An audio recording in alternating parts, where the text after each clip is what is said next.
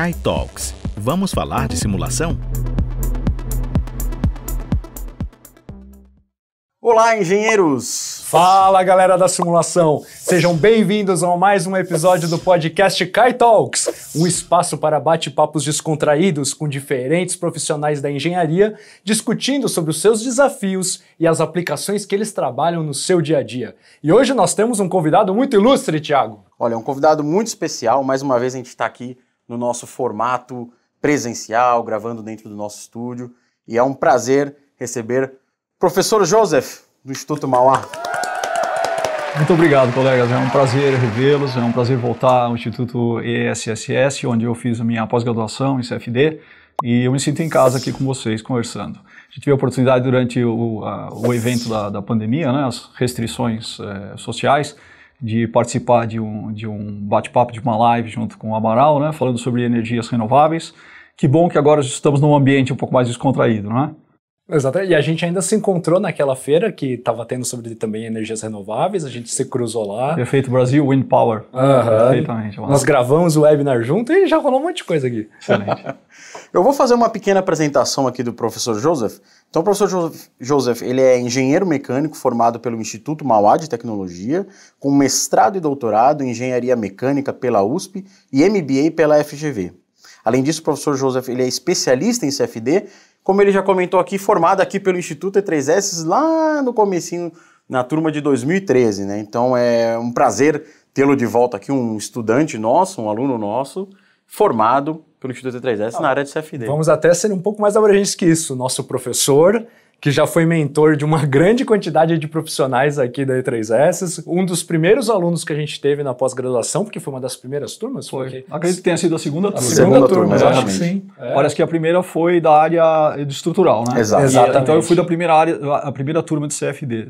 Né? Exato. E o professor, há mais de 25 anos, ele atua como professor dentro do Instituto Mauá de Tecnologia, e ele é referência de ensino de engenharia no Brasil, né? Então, professor, muito prazer tê-lo aqui. A gente está muito feliz e a gente sempre faz uma perguntinha inicial para todos os nossos convidados aqui da área de engenharia. Sim. Que a gente gosta de saber como é que foi esse início da sua carreira na engenharia. Como é que foi que o senhor definiu, quis ser engenheiro, como isso apareceu na sua vida, a engenharia? Muito bom, Thiago. Primeiro, muito obrigado pela apresentação. Achei ela um pouco inflada aí, mas tudo bem.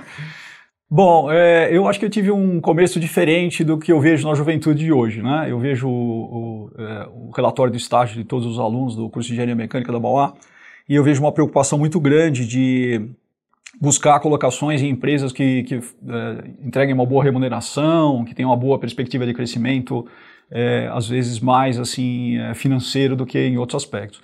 No meu caso foi completamente diferente. Eu iniciei meu estágio na Rhodia, na usina química de Santo André. Eu fiz um ano de estágio na Rhodia, foi uma experiência inesquecível para mim. Tive a oportunidade de fazer vários projetos, cerca de 12 projetos em um ano, cada um em uma área diferente, alguns já envolvendo mecânica dos fluidos, que era a minha matéria preferida na época. E a partir de setembro daquele ano eu já comecei a receber proposta de contratação na Rhodia.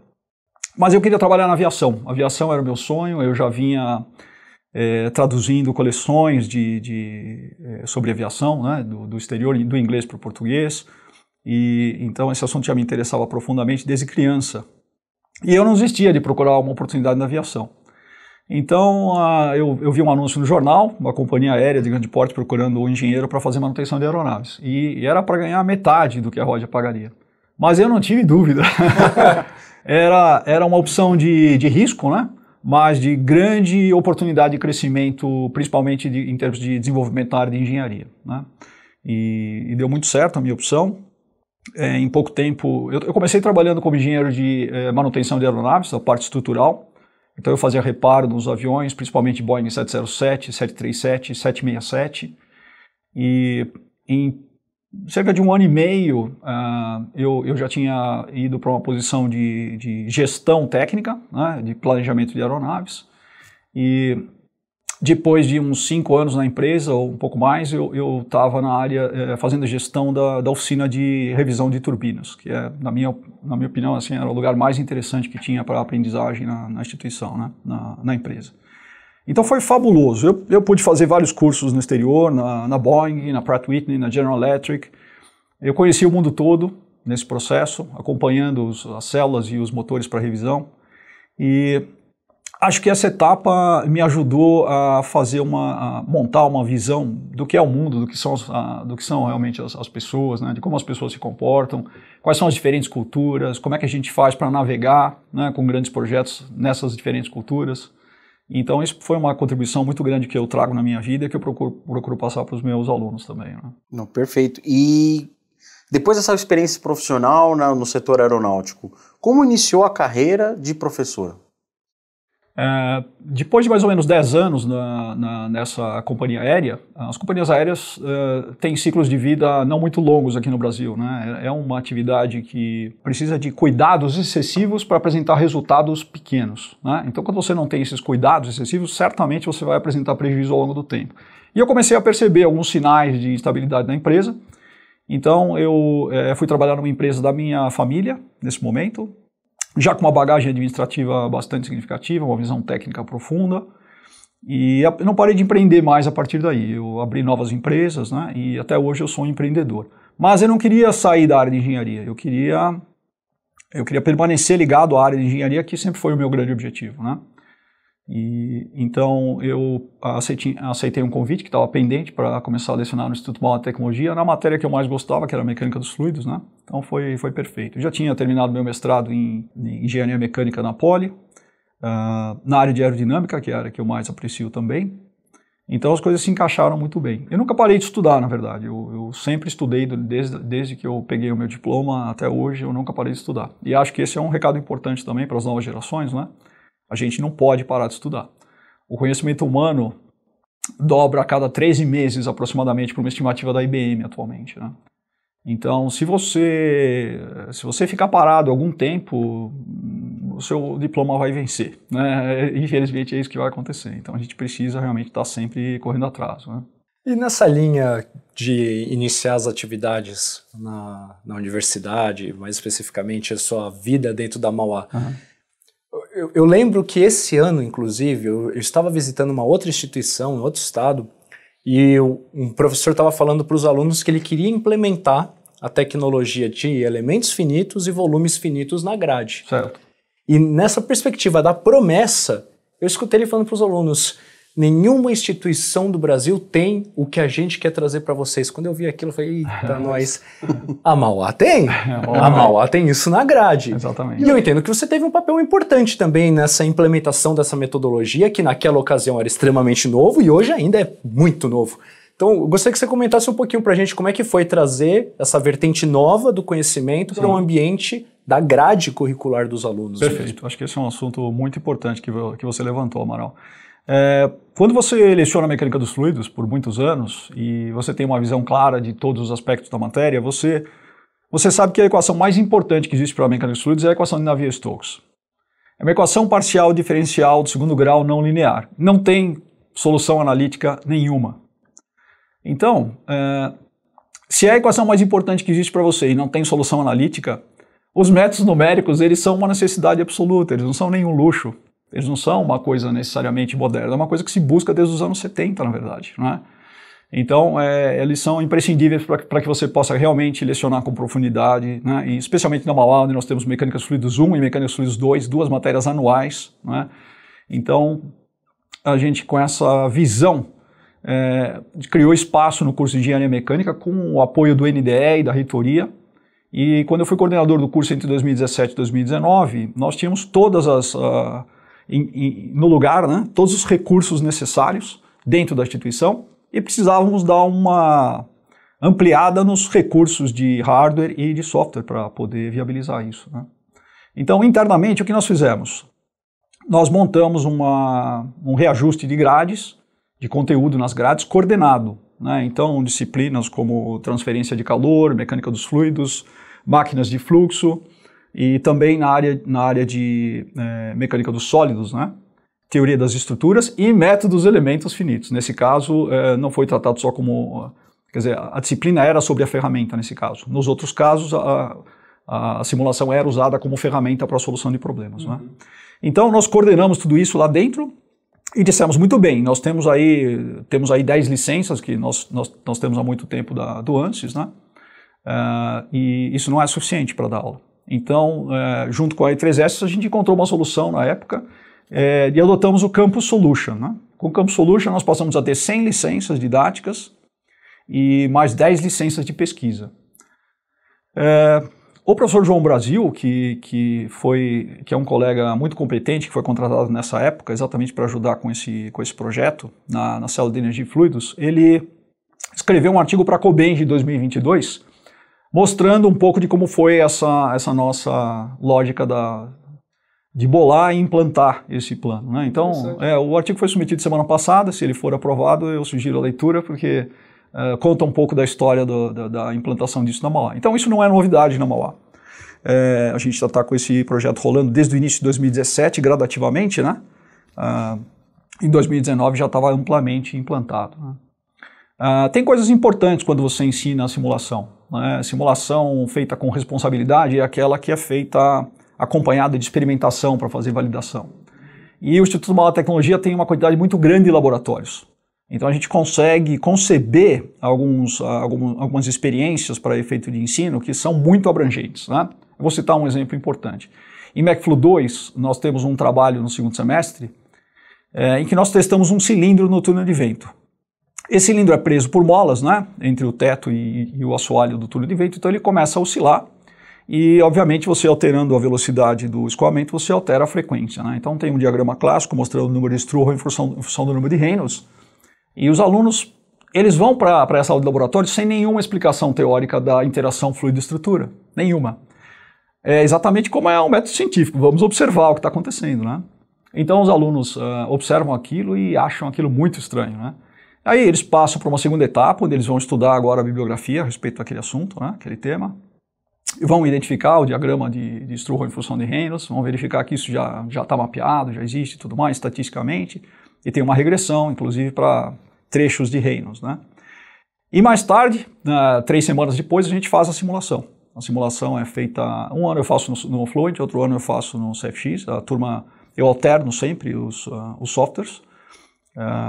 Tem 4 simulações completas de CFD nesse curso, né? Mas em cada uma delas eu alterno os softwares também, né? Inclusive, a gente, depois que obtém a onda de flutuação do coeficiente de arrasto em função do tempo, a gente aplica a transformada rápida de Fourier, que está presente, né, nos softwares, para poder avaliar qual é a frequência principal de vibração. E aí o aluno tem que fazer uma comparação, né, entre a frequência de oscilação da esteira, que é uma coisa, e a frequência de oscilação do cilindro, que é outra coisa. Ele tem que entender e fechar isso através do estudo teórico. E os resultados têm sido excepcionais. Então, a gente percebe que o aluno que consegue enxergar que a simulação complementa a experimentação e complementa as soluções analíticas, primeiro que ele fica muito mais confiante no software e ele vai desenvolvendo os envelopes de uso daquela simulação, ele vai abrangendo isso, ele vai aumentando isso com as validações que ele faz. E depois ele vai para a indústria muito mais confiante e com uma empregabilidade muito maior. Né? Hoje nós temos... Isso tudo tem dado tão certo que eu acho que eu posso citar alguns exemplos. O número de trabalhos de conclusão de curso tem aumentado muito na instituição nos últimos anos, baseados em CFD e no simulação de mecânica também, estrutural. O número de iniciações científicas também. O número de publicações em congressos estudantis e também alguns congressos especializados, como foi o caso daquele que eu encontrei o Amaral, do Brasil Wind Power, teve trabalhos de alunos sendo expostos ali. E também os alunos demandaram que nós oferecêssemos uma nova eletiva de simulação numérica em engenharia mecânica no último ano. Mas a gente tem recebido os alunos da química também, são nossos parceiros em tudo isso, na utilização dos softwares e tudo mais. Né? Então a gente tem percebido que a comunidade não só abraçou, como a comunidade demandou uma ampliação do trabalho em cima da ferramenta. Né? Porque está sendo feito um trabalho com bastante responsabilidade, na minha opinião. Né? Um trabalho bem sólido mesmo. E os alunos vêm demonstrando muito interesse em usar a ferramenta, né? Isso, exatamente. Então, temos uma parceria até recente com a Senco. A Senco, ela oferece um tema ligado a misturador para os nossos alunos desenvolverem um equipamento durante o ano e ela coloca algumas dificuldades que está tendo dentro desse problema. Então ela tem a oportunidade de observar as soluções que os nossos alunos vão implementar durante o ano, né, e eventualmente aproveitar isso no ambiente fabril deles. Né. E em paralelo, os alunos estão tendo contato com o desafio real de engenharia do mercado. Exatamente. Isso até é uma demanda atual do MEC, né, e se chama atividade de extensão. É necessário que as instituições de ensino, dentro de pouco tempo, dediquem até 10% da carga horária para desenvolver atividades com a indústria, em parceria com a indústria e outras instituições externas. Né? Então isso certamente vai poder contar como atividade de extensão. Perfeito. Professor, deixa eu interromper aqui, eu não sei quanto é o Thiago, mas é possível fazer essa disciplina como ouvinte? Porque eu fiquei interessado nessa história de contrastar o resultado da simulação com o experimental. Você diz sobre a experiência do cilindro? Claro, é possível, você é meu convidado. Então, nós faremos aí... Peraí, eu quero me encaixar nessa. Não vou perder a oportunidade, não. Vai ser ótimo. Então, eu vou fazer provavelmente a experiência esse ano aí em setembro para outubro. Tá combinado. Então a gente conversa com vocês. Tá combinado. Excelente. Mais do que ver o experimento, eu quero ver a cara da molecada vendo o experimento. Não, você vai ajudar a meninada a medir também. Né? Combinado. Tá bom? Tamo junto. Então tá. E professor, a gente está falando do uso da ferramenta da simulação na área de ensino de engenharia, que é algo novo no Brasil, que está sendo implementado e é essencial. Mas a ferramenta de simulação também é muito utilizada na parte de pesquisa, né?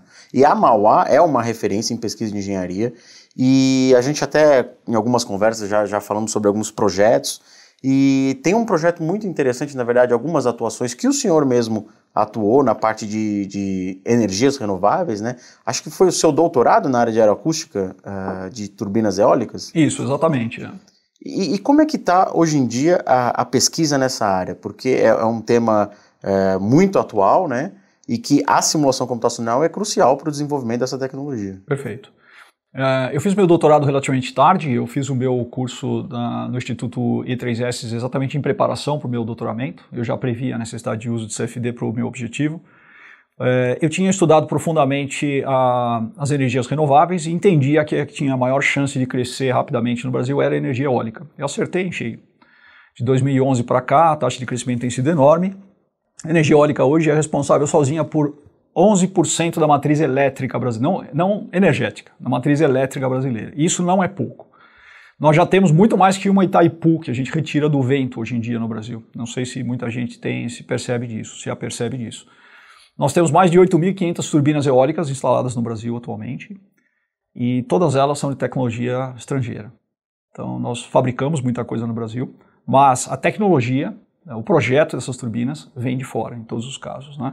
Bom, a minha ideia era assim, vamos identificar quais são os 3 principais problemas relacionados com a energia eólica. E um deles é o ruído. Né?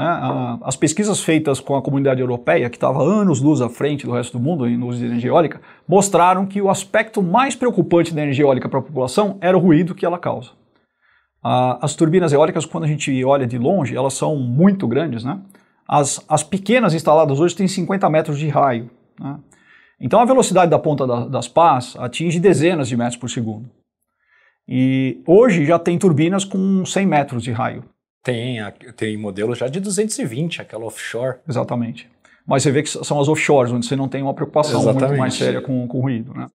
Então essas turbinas eólicas atingem velocidades tangenciais na ponta da pá de 80, 90 metros por segundo. O limite para você considerar escoamento incompressível é 100 metros por segundo, né? Mach 0,3 e tal. Então, as preocupações são grandes e o ruído produzido varia com a quinta potência do número de Mach. Então, quando você começa a ficar com o número de Mach elevado, você começa a trazer um problema muito maior relacionado com a aceitação da sociedade, né? Sobre a presença da turbina eólica. Na Europa, tudo é muito apertado, as turbinas eólicas fazem pressão sobre as áreas populosas, né? Nos Estados Unidos, eu conversei com um técnico num evento em Atlanta em 2012. Ele me disse, nós praticamente colocamos as turbinas no meio do nada aqui, né? Naquele deserto da Califórnia onde começou, né? Colorado e tudo mais. A nossa realidade aqui no Brasil é um pouco mista.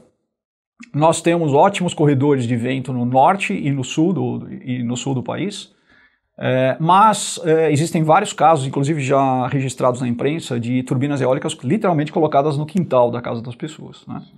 É uma população, em geral, de baixa renda, que ganhava um Bolsa Família de R$50 e passou a receber R$1.000 por mês de aluguel da turbina. Então a renda dele multiplicou por 20 de um dia para o outro. Como ele vai dizer não, né? Mas aí a gente nota, se você acompanhar a bibliografia, você nota 3 etapas. A primeira etapa, aquela euforia, renda chegou. Chegou a renda, chegou o comércio para atender esses grupos de engenharia que vem montar, hotéis para atender os grupos de manutenção, né, e aumentou a renda da população, então de uma forma está trazendo uma revolução socioeconômica real para o Brasil nesses pequenos povoados. Mas tem um segundo momento em que a gente começa a notar uma certa preocupação e no terceiro momento onde já tem reclamações também acontecendo no Brasil, né? Então essa questão do ruído é uma questão importante e quando você está interessado em um desafio, né, você fala, bom, meu desafio vai ser entender a equação de onda e entender como é que isso pode ser mitigado. Eu comecei a compreender esse assunto, eu estudei no meu doutoramento e eu escolhi alguns modelos de predição de ruído aerodinâmico a partir dos aerofólios, né? O aerofólio tem várias fontes, algumas são chamadas fontes próprias de ruído, outras são fontes externas que decorrem da interação do aerofólio com a turbulência do vento incidente, né? Então tem 5 fontes do aerofólio e mais uma de turbulência interna, são 6 fontes basicamente que o aerofólio apresenta de ruído. Então eu identifiquei a fonte mais forte, que é a do bordo de fuga, identifiquei ferramentas que eu poderia utilizar para fazer essa predição, pensando assim, se eu for desenvolver um rotor de turbina eólica no Brasil, eu quero desenvolver um rotor de elevada eficiência aerodinâmica, mas que, se possível, produza menos ruído na faixa audível, né, de 50 Hz a 20 kHz. Então eu fiz, através da Politécnica, uma colaboração com a Universidade Técnica de Berlim. Eles têm uma plataforma para desenvolvimento de turbinas eólicas chamada Q-Blade e não tinha nenhum módulo de aeroacústica e eles gostaram muito da ideia, assinaram o acordo e então eu fiz a modificação no software deles. Existe um modelo lá, existe um módulo inteiro do software que é um módulo de predição aeroacústica, né? Outros colegas meus da Poli também estão ampliando esse modelo agora para uma predição não só mais de aerofólio, como de pá e de rotor completo. Então nós continuamos essa parceria e estamos implementando cada vez mais, né? Esse software é tão utilizado no mundo que ele tem assim, coisa de 30 mil, 40 mil downloads assim, a cada período de 3 meses, 4 meses, assim, é muito utilizado. Infelizmente, eu não alcancei meu objetivo ainda de ver isso sendo utilizado no Brasil. Então, utilizando a minha própria ferramenta, eu desenvolvi alguns aerofólios que produzem menos ruído do que os equivalentes para elevados números de Reynolds, né?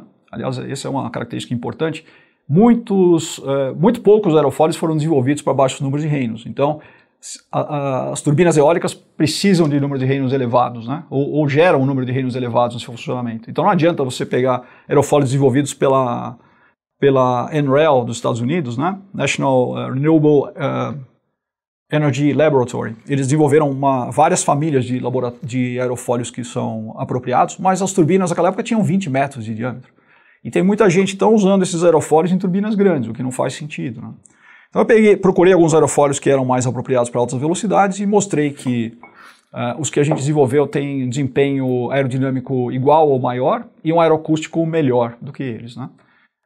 E esses aerofólios estão disponíveis hoje naqueles sites famosos, né, que tem aerofólios como o da UIUC, Universidade de Illinois, e o Airfoil Tools também. Estão disponíveis para quem quiser baixar esses aerofólios e fazer simulações, eles estão disponíveis, né? A minha frustração é um pouco não ver a indústria brasileira reagir e projetar os seus próprios rotores de turbinas eólicas. O Centro de Pesquisas da Mauá está preparado para oferecer soluções para qualquer indústria que queira desenvolver um rotor aqui no Brasil. Exatamente porque nós temos um conjunto de professores lá que domina bem a técnica de simulação, tem o conhecimento nessa área e nós temos os recursos para fazer a simulação necessária também.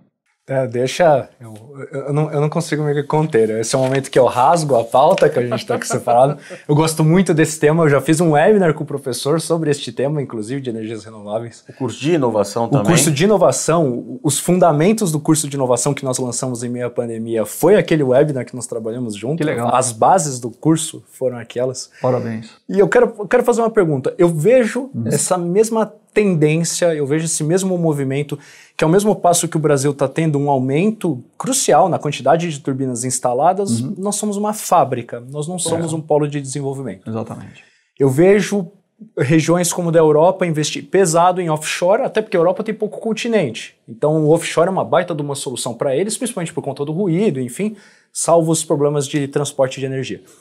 Eu tenho visto aflorar cada vez com mais força os projetos das turbinas verticais. Aquela turbina de baixa eficiência, menores dimensões e que você consegue instalar em qualquer lugar. Na sua visão de mercado, como que você vê a possibilidade dessa tendência, aderência, é modinha? Qual que é a sua opinião?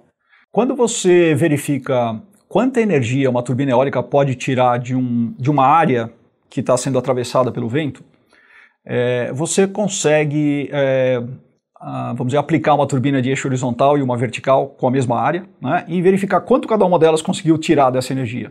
A diferença entre o que ela conseguiu tirar e a energia disponível naquela área é a eficiência dela. A gente chama isso de coeficiente de potência, né?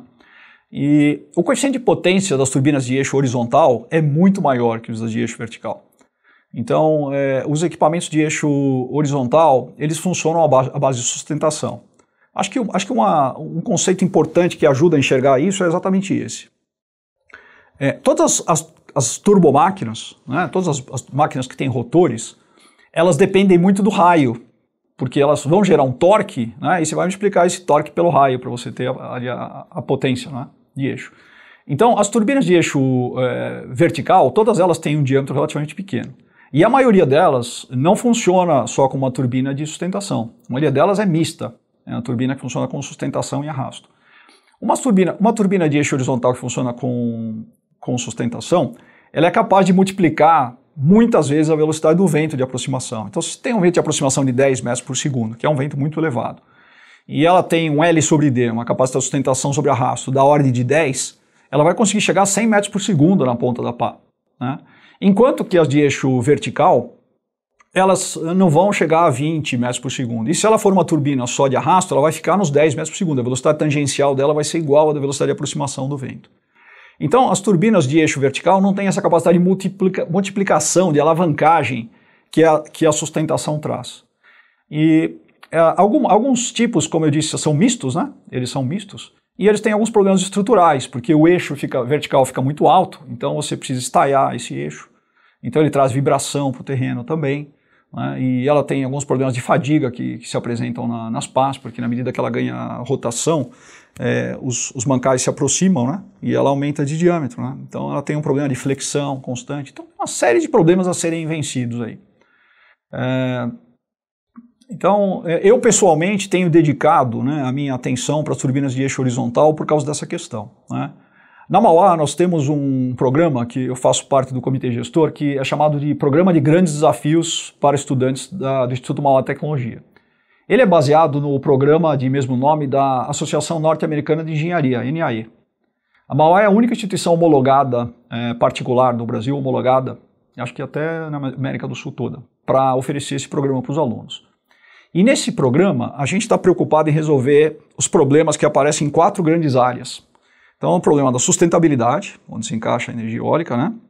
Saúde, segurança e alegria de viver. Nós não queremos transformar o homem, deixar o planeta limpinho, lindinho, e transformar o homem numa máquina no final do século, porque as novas gerações não vão querer levar esse plano adiante.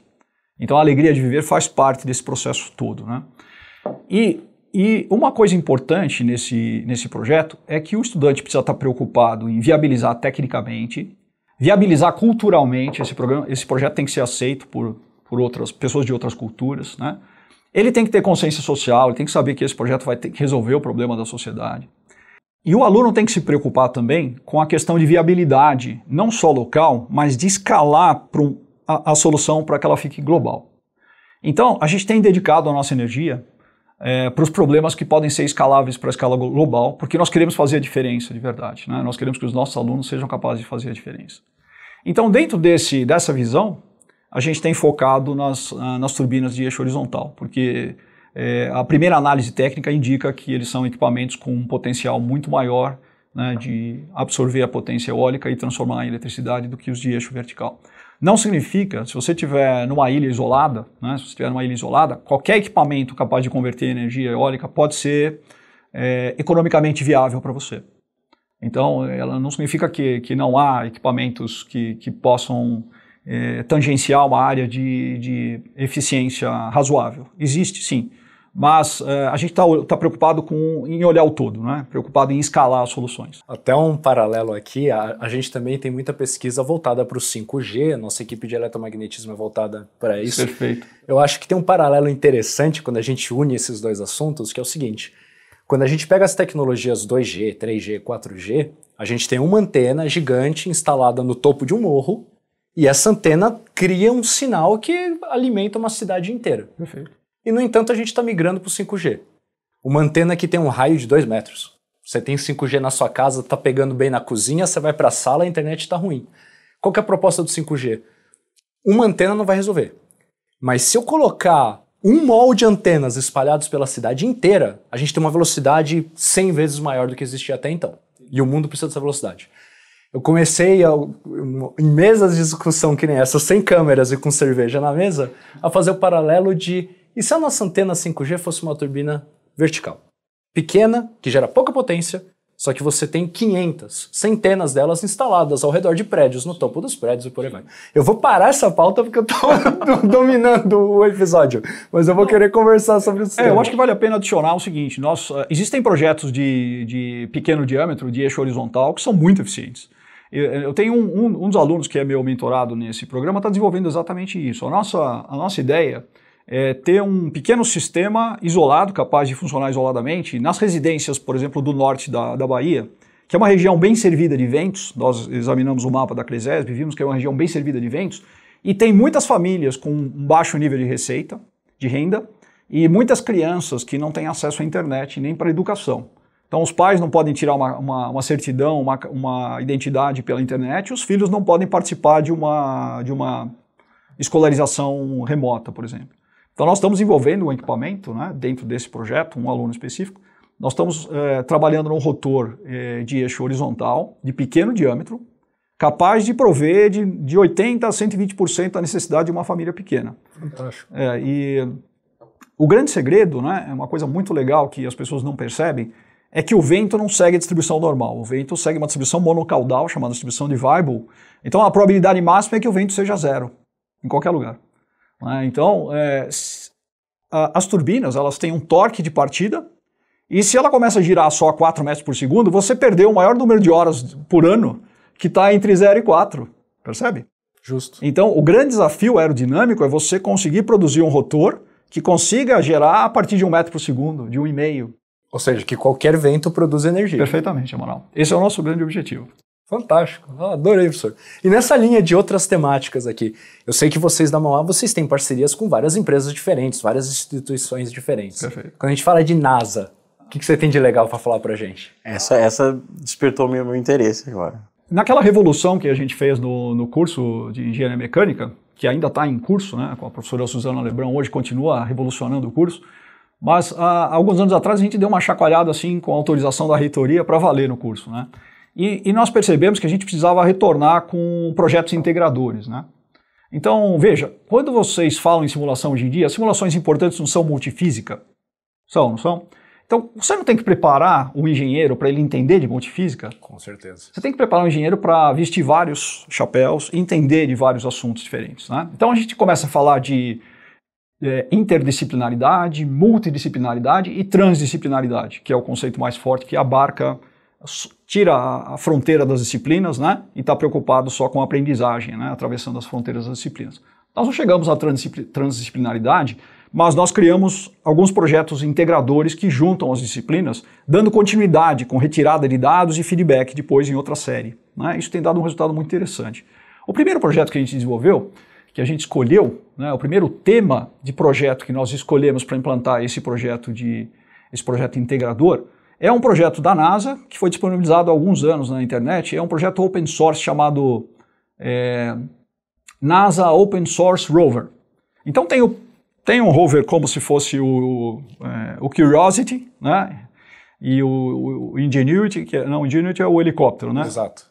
O primeiro foi o Curiosity e esse segundo é o Perseverance. Isso. Ótimo. Então, esses dois jipes têm basicamente o mesmo chassi. Eles têm instrumentos diferentes, mas têm basicamente o mesmo chassi, né? Tem rodas ligeiramente diferentes também. Então, eles fizeram um modelo reduzido, né, desse rover E disponibilizaram os desenhos na internet, os softwares necessários, todos os firmwares dos encoders, dos motores, etc. e tal. É um projeto fantástico. E nós percebemos que a gente poderia usar para ligar as disciplinas de eletricidade com as disciplinas de projeto de introdução ao projeto de manufatura, projeto de máquinas, elementos de máquinas. A gente podia integrar várias disciplinas, a ponto de a gente ter conseguido integrar materiais também. Então integramos todas as matérias da área de hard mechanics nesse projeto. Aí a gente olhou para as disciplinas de soft mechanics, né, mecânica dos fluidos, transferência de calor, termodinâmica. Como é que nós vamos integrar essas três áreas? Bom, nós vamos integrar fazendo o projeto da sala limpa do rover. Então são dois projetos, o projeto da sala limpa, onde você monta o rover, e o projeto do rover. Então assim a gente conseguiu integrar todas as disciplinas, né? E nosso pessoal, então, trabalhando há alguns anos nesse projeto do rover, o pessoal da área elétrica com os alunos, né? O professor Valdir Meleiro com os alunos, desenvolveu uma placa de circuito impresso na Mauá que substitui as 5 placas que vem no projeto original da NASA. E o projeto é open source, a ideia da NASA era essa mesmo. Melhorem e nos informem, né? Mantenham a gente informado das melhorias e tal, que nós vamos compartilhar com todo mundo. Então, aconteceu uma coisa muito legal. Eu fiz uma viagem para Pasadena em começo de 2020, um pouquinho antes do mundo se fechar para a pandemia, né? Por causa do grande telescópio de Magalhães. E a professora Cláudia Oliveira, do Instituto de Física da USP, que é a gestora desse projeto do telescópio de Magalhães aqui no Brasil, em São Paulo, ela me convidou para visitar a NASA JPL, onde ela tem um amigo, o Dr. Ivair Gontijo, um físico brasileiro, um ser humano fantástico, técnico não preciso nem dizer, né? E ele, inclusive, ganhou o prêmio Jabuti de literatura em 2016 com o livro A Caminho de Marte. Não sei se vocês já tiveram a oportunidade de ler, mas eu recomendo fortemente esse livro, né? Então nós fomos lá visitar o Dr. Ivair Gontijo, no JPL, ele nos mostrou tudo lá, e eu tive a oportunidade de presentear, então, conheci um dos autores do projeto original, né? E levei em nome dos professores da Mauá uma placa de circuito impresso feita pela Mauá como uma contribuição para esse projeto, que a gente continua firme trabalhando nele na Mauá, né? E é claro que ali eu tive a oportunidade de conhecer a maior sala limpa do mundo, né? Que é onde eles fabricaram o rover. Eu não sei se foi por sorte ou azar, mas eu cheguei exatamente no dia em que o Perseverance estava em cima do caminhão, indo para uma base aérea para voar até a Flórida, porque no final do ano ele ia voar para Marte, né? Como realmente aconteceu, né? Então eu não vi o Perseverance lá na sala de montagem, eu vi num caixote fechado em cima do caminhão. E, no entanto, nós vimos o irmão gêmeo do Curiosity, que fica lá, e ele primeiro recebe todos os comandos, né? Todos os comandos são feitos aqui na Terra, são reproduzidos por ele, num patch de areia, que parece o terreno lá. E aí, se dá tudo certo, eles mandam o comando lá para Marte, né? Então, eu achei super interessante, quer dizer, valeu muito por tudo que nós vimos lá, né? Foi realmente uma visita fantástica. E, não, é uma experiência excelente também, é muito legal, eu sou sempre muito a favor de qualquer iniciativa brasileira de participar do setor aeroespacial e trabalhar em parceria, não em parceria, mas num projeto da NASA. Exato. E ter alcançado esse feito de transformar 5 placas em uma, eu imagino que o professor que você entregou deve ter ficado muito contente. Ficou bastante surpreso, né? E na verdade, essa placa é algo muito mais do que um símbolo, porque ela reduz a massa do projeto, vocês sabem a importância da redução de massa num projeto dessa área, e ela aumenta a confiabilidade drasticamente, porque as outras 5 placas eram interligadas através de cabos, né? Sim. Flat cables.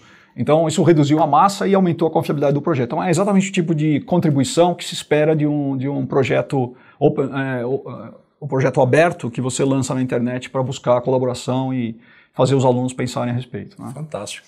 E aproveitando para falar de tecnologias avançadas, de ponta, a Mauá, e o senhor também está envolvido em parceria com o Instituto de Física da USP num projeto de um tokamak, né? Exatamente. Que seria uma fonte de energia limpa, baseada em termofusão, no princípio de termofusão, mas eu vou deixar o senhor falar um pouquinho mais sobre isso, que é um tema super interessante, é uma tecnologia, assim, que quando funcionar, digamos assim, em grande escala, vai ser uma revolução do setor energético, né? Exatamente. O Instituto de Física está se provando um parceiro muito forte, o Instituto Mauá Tecnologia. Ao longo do tempo, nós temos desenvolvido o projeto do balão de grande altitude, o projeto do telescópio Gigante de Magalhães. Se você tiver interesse, eu falo um pouco sobre esse projeto também. E agora, mais recentemente, do tokamak, né? O tokamak é um acrônimo em russo para dizer que é um acelerador toroidal de partículas, né? E nos anos 90, o Instituto de Física recebeu da Suíça um pequeno tokamak que eles estavam descomissionando lá para poder começar um novo projeto. E o Instituto de Física gerou um volume de pesquisa significativo com esse tokamak. A partir de um certo tempo ele ficou um pouco obsoleto e o número de publicações dos físicos brasileiros nessa área caiu bastante.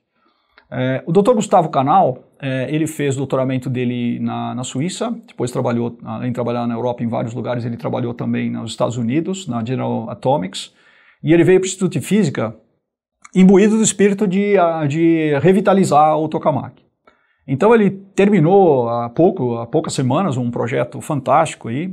A ideia inicialmente é reformar um setor de 60 graus do tokamak existente, com as novidades que ele pretende implementar. Eu vou discutir um pouco mais com vocês. E se funcionar a contento, então fazer um novo projeto para a reforma completa do tokamak, para que a gente volte a ter uma física de ponta nessa área aqui no Brasil, como já tivemos no passado, né? Bom, a Mauá participa em vários aspectos através do Centro de Pesquisa, que é o grande elo de ligação. O Centro de Pesquisa comprou essa ideia, né? Falou, nós vamos ajudar a viabilizar esse projeto. Então, existe então um engenheiro sênior do professor Ari, do Centro de Pesquisa, que faz a gestão desse projeto lá dentro do Instituto de Física e colabora na gestão, vamos dizer dessa forma, né? E a Mauá, então, além dessa parte de gestão, tem também o projeto das fontes de grande potência, de grande corrente, que alimentam o tokamak, né? O tokamak você tem uma câmera toroidal, como o nome já diz, onde você gera o plasma e faz o plasma rodar em alta velocidade, percentuais significativos da velocidade da luz, né? E esse plasma não pode tocar as paredes do tokamak, porque a energia que ele contém, apesar da massa ser muito pequena, a energia é muito grande e ele destrói o tokamak quando toca nas paredes do tokamak. Então você tem que manter sob controle, né? Então você tem que fazer uma massa de plasma e controlar a massa de plasma girando em alta velocidade sem tocar nos tiles, são os azulejos, não tenho certeza como eles traduzem tiles para o português. Mas é o revestimento. Revestimento, que são de placas de carbono, de grafite, né? Então, para você paralisar o equipamento para trocar uma placa dessa, você perde muitas horas de pesquisa, então tem que ser feita uma coisa confiável, né? Como é que você contém o plasma e como é que você modifica a seção transversal do plasma para fazer os seus estudos? Você utiliza um conjunto muito grande de bobinas. E essas bobinas manipulam, então, a área, a região, né, onde é possível o plasma existir sem causar nenhum problema para o equipamento. E a Mauá, então, está trabalhando na projeto, e eu não sei se vai estar envolvido diretamente ou não na fabricação, mas o projeto está sendo feito pela Mauá, professor Alessandro, das fontes de grande potência. Nós estamos fazendo a gestão e eu e os alunos estamos trabalhando na parte de simular essas bobinas, chamadas bobinas RMP, que controlam o campo de plasma, né? Então nós estamos verificando principalmente a resistência mecânica dessas turbinas nesse primeiro momento, dessas bobinas nesse primeiro momento, porque elas estão sujeitas ao campo magnético de várias outras, né? E claro, cada uma delas está sujeita ao campo de N-1, né? Então elas sofrem várias deformações, né, nesse processo e elas precisam ficar íntegras durante todo o teste. Mesmo que o teste seja um teste de poucos segundos, né, cada vez que acontece, elas precisam estar íntegras durante isso aí. Isso é uma infinidade nessa velocidade próxima da luz, né? Justo. Uhum.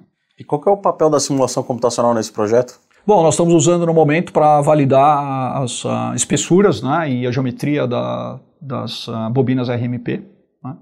E tem espaço para simulação de plasma, inclusive, né? Eu percebi que a ANSYS já tem algumas simulações para plasma. Esse é o nosso próximo passo. Nós vamos tentar entender isso aí. Boa sorte ao tentar entender, porque a gente está aqui só assim fingindo que entende, né? O plasma muda muito a dinâmica da coisa. Claro, o pessoal do Instituto de Física conhece muito bem a dinâmica do plasma. O que a gente vai tentar entender é como modelar isso, né? Como modelar isso com as ferramentas que estão à nossa disposição.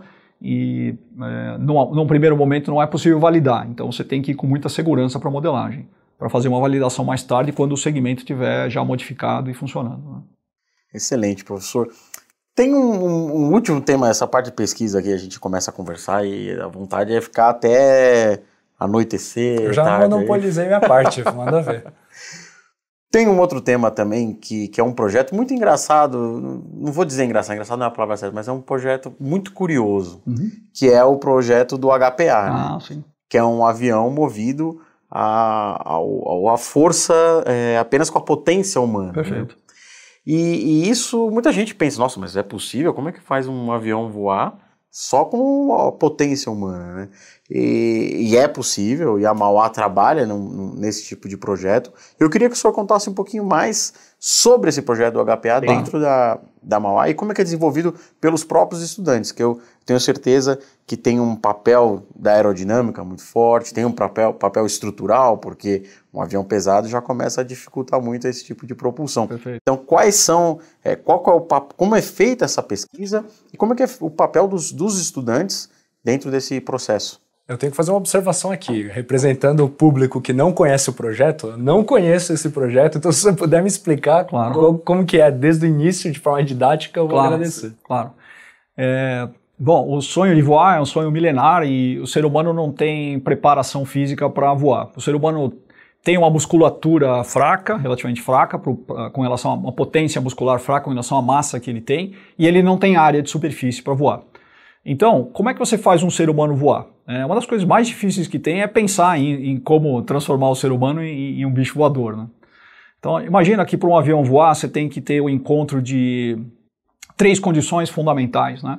Tem outras coisas importantes para ele continuar voando, mas sem essas 3 coisas ele não voa, né? Então, ele precisa de uma relação de peso e potência apropriada, uma relação de peso sobre área da asa ou área do plano, né, apropriada, e uma relação de sustentação sobre arrasto apropriada. Na intersecção desses 3 círculos tem uma pequena área que é a área de viabilidade de voo.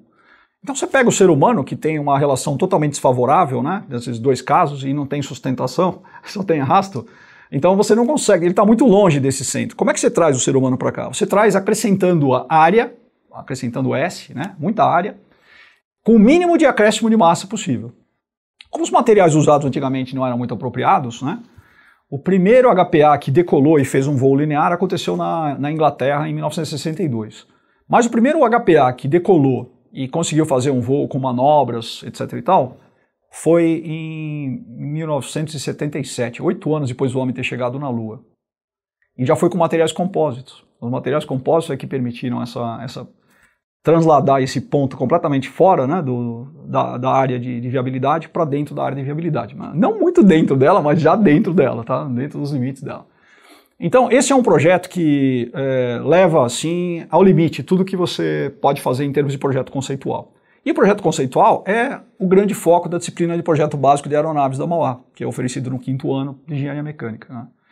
Então, depois de muitos anos que os nossos alunos estavam desenvolvendo vários tipos de projetos, cada grupo escolhia o tipo de aeronave e os requisitos que ia adotar para desenvolver aquelas aeronaves, eu percebi que o pessoal tinha talento para isso. E aí eu resolvi unir as forças dos diversos grupos que se formavam dentro da disciplina num projeto único, né? Então essa é uma disciplina de PBL, né, aprendizagem baseada em projeto, e o tema dos últimos anos dessa disciplina é o HPA, uma Human Powered Aircraft, né? Como é que nós vamos fazer isso acontecer? Então, existem estudos, né, que estão comprovados pelo teste do nosso motor /piloto numa esteira com dinamômetro, que a potência humana pode alcançar um pico aí da ordem de 900, 1000 watts até, um pouco mais então de um HP, né, um HP.3, alguma coisa assim. Mas esse gráfico é mostrado sempre potência em função da duração do esforço. Então, essa potência de pico dura alguns segundos só. Na medida que você precisa de um esforço, que é um voo fazendo um círculo, um triângulo ou algumas manobras, esse voo vai levar alguns minutos, vai demorar alguns minutos. Então a potência média do ser humano cai para 300 watts, para desempenhar, por exemplo, ao longo de 7 minutos, né? Então essa é a potência disponível que você tem, algumas lâmpadas, 300 watts. E a massa que você acrescenta na massa do ser humano para colocar uma área de asa significativa, varia historicamente aí entre 30 e 60 quilos. Então, o nosso piloto, no caso, que é o nosso motor também, né, o professor Fernando do Centro de Pesquisas da Mauá, ele não é ciclista profissional, porque ele obviamente é um engenheiro que trabalha no Centro de Pesquisas, Mas todo fim de semana ele está treinando, né? E ele faz aqueles testes de VO2, ele é muito dedicado. Ele é patrocinado pela GE? Ainda não. Ainda não. Piadinha aqui. Quem sabe, né? Quem sabe algumas Fica a dica. Não, O pessoal da GE, que é nosso ouvinte, que é nosso espectador no YouTube, fica a dica. Novo motor aí, né? Nós temos um grande parceiro nesse projeto, que é a Flyer Indústria Aeronáutica. A Flyer fica em Sumaré, perto de Campinas. E a Flyer, talvez as pessoas não entendam o impacto da Flyer na aviação geral do Brasil, né? Ela monta os kits experimentais aqui no Brasil, de quem quer comprar um avião experimental. Ela tem projetos próprios e ela usa os projetos da Vans dos Estados Unidos também, né? E eles são nossos parceiros desde o início. Eles avaliam a cada 6 meses o projeto dos nossos alunos. Eu vou contar um pouco mais ainda do projeto.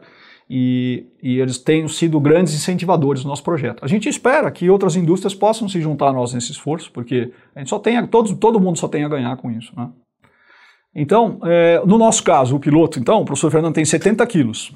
Nosso avião está estimado, né, ele não foi construído ainda, ele está estimado em 30 quilos. Então, nosso avião vai ter 100 quilos de peso bruto de decolagem, né, 100 quilogramas. Apesar de eu falar peso e falar quilogramas, é importante dizer que na aviação, né, a gente tem esse hábito de falar força-peso sem o F no final. Tá? É um vício antigo da aviação que permanece ainda hoje, mas só para efeito de comunicação. No papel sai tudo certinho lá, tá bom? Então tem esse peso bruto de decolagem de 100 quilos, 300 watts de potência, e você tem que produzir uma aerodinâmica que caiba dentro desse orçamento de massa que é muito pequeno, e que seja capaz de produzir um L sobre D que você precisa para tirar do chão esse conjunto com 100 quilos e fazer o voo. O primeiro voo que nós pretendemos fazer é o chamado voo Santos Dumont. Nós queremos fazer um voo de 60 metros a uns 3 a 4 metros do solo, em homenagem a Santos Dumont, é claro, né? E nós pretendemos voar aí pelo final do ano que vem, 2024 no máximo, a gente pretende fazer o primeiro voo desse avião. Vocês vão ser convidados para Eu também quero observar. Quero estar presente nisso aí. Podcast, esse episódio aqui, a gente está ganhando Vários convites. convites. Eu vou cobrar cada um deles, porque são convites muito, muito legais. Vai ser um prazer tê-los lá conosco, né? Deixa eu contar um pouquinho como é que a simulação está sendo empregada nesse projeto. Então, nós tivemos já 2 equipes fazendo trabalho de conclusão de curso dentro dessa disciplina, projetando a longarina do HPA. A longarina ela foi projetada em tubo de carbono, né? Ele tem 20,2 metros de envergadura nesse avião. É enorme o avião. Então, projetar uma viga de carbono com 20,2 metros de comprimento não é uma tarefa simples, né? E os alunos projetaram com bons resultados. O critério de projeto não é a ruptura por tensão acima da tensão admissível. O critério é deflexão na ponta da asa. É isso que é importante, tá? Se você deixar defletir demais, você perde a projeção de área, você perde a sustentação e fora que os seus comandos não funcionam, né? Mas mesmo com limitação de deflexão, nós já tivemos que desenvolver um tipo de aileron diferenciado para esse avião, chamado de RWT. A ponta da asa inteira roda, em vez de ter um aileron, né? Porque o risco da deflexão travar o aileron numa posição é muito grande, né? Então tem bastante pesquisa que a gente está fazendo para encontrar soluções apropriadas para esse tipo de avião, né? Mas então a longarina foi projetada inicialmente em 2018 e foi reprojetada ano passado, e a gente utilizou o ANSYS Mechanical para todo esse projeto e utilizamos o módulo ACP, né? ANSYS Composite Pre-Post, se não me engano. E o resultado foi excepcional. Para validar a nossa programação do layup, né, do compósito, nós compramos um tubo de carbono industrial e nós fizemos os testes no tubo de carbono e simulamos ele com os parâmetros que a gente... vamos dizer, com a modelagem que nós entendemos que é a modelagem apropriada, e ficou 5% de proximidade. Então, agora nós dimensionamos os tubos e estamos tentando adquirir aqui no Brasil ou no exterior os tubos que tenham as dimensões que a gente precisa. A gente está encontrando muita dificuldade. O Brasil fabrica poucas dimensões de tubo disponíveis, né? E para trazer da China complica bastante a questão logística, né? Então, nós estamos com o risco de ter que trabalhar com tubos curtos e com várias emendas que vão fazer com que a gente passe da massa admissível do avião. Então, a gente está tentando resolver esse problema no momento. E também utilizamos simulação de CFD para levantar a polar de arrasto, principalmente para corrigir o arrasto dele, né? Outras ferramentas rápidas não têm uma predição de arrasto apropriada. Então, mesmo que você utilize outras ferramentas, você precisa fazer uma simulação de CFD para poder corrigir o arrasto, que é fundamental. Afinal de contas, o arrasto vezes a velocidade vai dar a potência que você vai precisar para deslocar o avião, né? E é o ponto mais crítico do projeto do avião, né? Cara, professor, dá para a gente estender Pra caramba esse papo. Mas a gente tem que começar a se direcionar aqui para a finalização do nosso episódio. Quem quiser saber mais, eu acho que é legal, professor Joseph. Quem está interessado em conhecer mais, conhecer a Mauá, conhecer os seus projetos, como que é um caminho aí para o pessoal achar vocês e ter contato com todos esses projetos fantásticos que você trouxe aqui? Olha, a Mauá tem um site muito rico na internet e lá nós falamos sobre a maioria desses projetos que eu descrevi aqui. E tem contatos em todas essas páginas, né? Bom, o meu e-mail é um e-mail bastante simples também, saab@mauá.br, não é? Sabe com 2 As, correto? Sabe com 2 As e B mudo, perfeito. A gente disponibiliza. A gente aqui põe na descrição do vídeo. Excelente. Em algum lugar da tela, vocês vão clicar aqui, exatamente aqui vai ter o e-mail do professor. Ótimo, e eu vou ter muito prazer de poder dividir com qualquer pessoa que entre em contato, né, o que a gente conhece a respeito desses projetos, e também trazer para uma visita na instituição, para conhecer esses projetos e participar dos nossos eventos lá. Quanto à visita, eu só sei que eu já estou contando com 2 do meu lado. Você prometeu, agora aguenta. Eu vou cobrar. Fantástico. Professor, foi fantástico ter você aqui com a gente. Putz, já é um relacionamento aí de não sei quantos anos que a gente troca informação, tem experiência de trabalho em conjunto. Foi muito legal ter você aqui nesse podcast e costuma ser uma aula, mas a quantidade de projetos que foi descrito aqui, eu acho que foi inédito tanto para mim quanto para o Thiago. Foi inédito e projetos assim interessantíssimos na ponta da tecnologia. Então, digamos que foi um aprendizado além do comum aqui. Fantástico, professor Joseph. Obrigado por ter aceito o nosso convite. Eu que agradeço a oportunidade de voltar aqui para conversar com vocês. É um prazer, Amaral, um prazer, Thiago. Muito obrigado pelo convite. E eu tenho projetos guardados para a nossa próxima conversa. Vou contar um pouco para vocês sobre o telescópio gigantesco de Magalhães. Verdade. E a simulação do CFD que foi feita dentro do prédio. O prédio é tão grande que ele tem uma atmosfera interna e que precisa ser simulada, né? E é interessante conhecer o funcionamento desses telescópios em oposição ao Hubble, em oposição ao James Webb, que tem sido tão comemorado nas últimas semanas, né?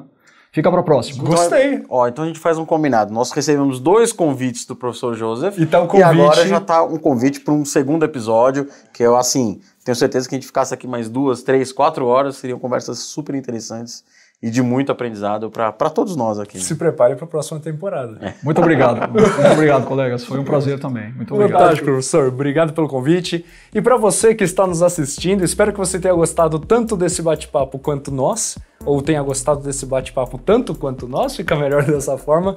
E quem quiser verificar o conteúdo que a E3S trabalhou em conjunto com o professor Joseph, está lá publicado no nosso site, um webinar focado em energias renováveis, então tá aí mais um conteúdo além de tudo que a gente falou aqui. Bom, pessoal, estamos encerrando a segunda temporada do Kai Talks, agora em vídeo também, e foi muito interessante as conversas que nós tivemos com os nossos convidados sobre inovação, engenharia e simulação computacional. Nós tivemos a oportunidade de presenciar bate-papos incríveis e agora nós gostaríamos de interagir um pouco com vocês. Então conta aí pra gente nos comentários do YouTube o que vocês acharam dessas temporadas, quem vocês gostariam que viesse aqui bater um papo conosco, e o pessoal do Spotify, do Deezer e de outras plataformas, fiquem à vontade para entrar em contato conosco pelo e-mail kaitalks@e3s.co. Nós queremos te ouvir. Um forte abraço e obrigado pelo interesse. Até mais, pessoal!